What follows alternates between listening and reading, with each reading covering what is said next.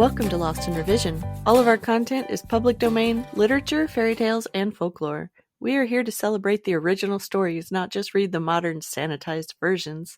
We post short segments of stories daily and monthly full episodes where we read and discuss popular classics. Come and find us on Patreon to listen to the full chapters early and without interruption. Our goal is to at least break even to cover our expenses, so any support that you can offer to help us reach that goal helps keep this podcast going and you entertained. All of our music is by Nathan Hubble and is used with his permission. Thanks, and enjoy the show. Chapter 8, The Red River Camp, Part 3. At first, all hands were called to meals by a huge dinner horn, which Paul had Ollie make for him. It was so big, though, that the first time Paul blew it, a whole section of timber fell down. Bunkhouses were flattened, and many of the men were stunned for a week. So Paul didn't use it very much after that, but sounded the call by blowing into a woodpecker's hole in a hollow tree. It is said that he finally sold the big dinner horn to a railroad, which used it in making the roof of a roundhouse. It was in the Red River camp that one of Paul's men induced the chief cook to prepare for him a bildad, which he had killed. Now, the bildad was another one of those strange animals that used to be found in the woods, and there were a number of them in the Dakotas when Paul first went there. The bildad was not very large, being not much bigger than a beaver, and it was perfectly harmless. It had long, kangaroo-like hind legs, very short front ones, webbed feet, and a heavy club-like flat tail, which, with its sharp hawk's beak, comprised its only weapons.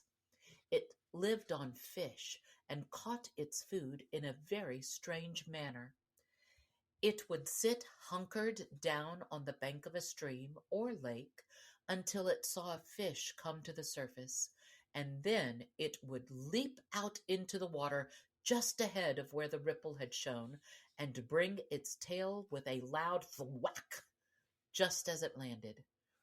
This would stun the fish, and the bildad could easily catch it and carry it back to the bank, where it ate it. The hind legs of the bildad were tremendously strong, an adult male having been able to leap 60 yards on an average jump. Needless to say, no lumberjack of today will so much as touch one of these animals, even with a pike pole. As explained before, one of these queer creatures was killed one day by a logger in Paul's camp, and he had the idea that it would make a great delicacy for his supper that evening. So, against the advice of various of his companions, he had Hot Biscuit Slim make a savory stew of it. The poor man had no more than swallowed the first mouthful of it, however, when he let out a strange and fearful cry. His eyes glazed with pain, and he rushed madly from the cook shanty towards the river. When he reached the bank, he gave another strange cry and leaped 50 yards out into the water, hitting the surface in a sitting position much like the bildad did when stunning a fish. Before he could be rescued, he had drowned, and since that time no one has ever tried eating one of these animals. After this sad occurrence, Paul Bunyan gave strict orders that none of the cooks was to ever prepare special dishes for any of the hands, but that everyone would have to be content with the food that was served to all alike. One may think, from the care which Paul took to see that his men were comfortable and well fed, that eating was the main occupation for his Red River camp. Nothing could be farther from the truth. His camp was no logger's dream of paradise, nor was there ever any loafing or luxury in it. Paul worked his men 12 hours a day, and they would have been surprised and ashamed to have put in any less time. Nature had given them great, sturdy bodies and hearts that were full of daring, and they loved the tremendous exertions of their tasks and the dangers of their hazardous work, so that they would have been bored with an easier life. Each one took great pride in doing his share toward Paul's accomplishments, and to say that they fully merited the high wages paid them and the food and lodging supplied to them is stating no more than the exact truth.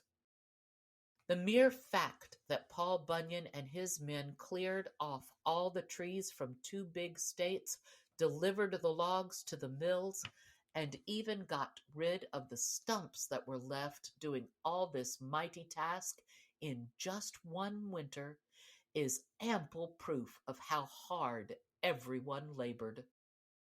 Being hearty workers made them hearty eaters, and all the trouble Paul took in seeing that they were satisfied was no more than they deserved, and was clearly his plain duty. There were no useless frills about any of his camps, that is certain, and from the tremendous work that was done in the Dakotas, it can be seen that everything in the Red River camp was carefully planned with an accurate eye toward achieving the greatest efficiency. Thanks for joining us today. Check us out on Patreon. The Storytime level is only $3, and you can help us meet our small goal of breaking even and covering our expenses. Your support helps pay for all of the things that podcasting requires, and helps keep this show alive and growing. If you can't afford to support us financially, go give us a good review, subscribe or follow, and share with your friends and family. Feel free to fact check us and offer suggestions to make our show better for you. You can also send us an email at lostinrevisionpodcast@gmail.com. There's a lot more waiting for us all at the end of the road.